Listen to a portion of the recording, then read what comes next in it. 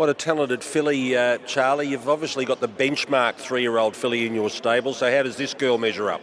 Yeah, well, James spoke at a luncheon the other day at the Beanies for Brain Cancer lunch, and he tipped her as the filly to watch for the whole season, but he he still hasn't sat on Autumn Glow yet, so we'll leave that till next Saturday before we work out who is the benchmark.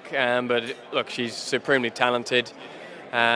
She's probably marginally underperformed for what we expected in a 2 runs last preparation, just purely down to racing on a soft 6 and a heavy 8 track. So back on top of the surface today, and yeah, she's a real talent. We just said to Jay, look, forget about the first half of the race, because 1400 metres first up was obviously going to be a bit of a question mark, but she began so well. Sort of Jay just had to land in the position that he landed in, and yeah, he was trying to be as soft as he can within the rules of racing, I think. But look, she had to obviously dig deep in terms of her fitness levels late, but there's plenty more to come. So Autumn Glow goes to the T-Rose next week. Where does this girl go?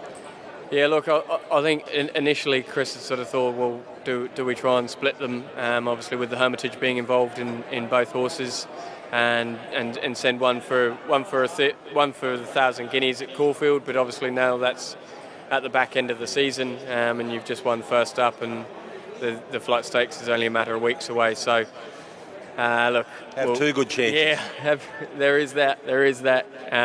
We had 2 good chances in Zugotcha and Madame Pomeroy. They both ran in the flight, and we ended up taking out both. So I wouldn't rule out them running against each other, and what a clash it would be. Yeah, well done today.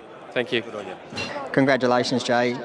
Pretty good win considering how wound up she got before she left the enclosure. Very hot. I don't know if that's in her makeup, but nonetheless, it's not ideal, is it? So. But once I got out on the track and got over her neck, straight away just cantering to the gates, I felt depth to her. Like, she felt classy, and the stable gave me a good push. They think very highly of her.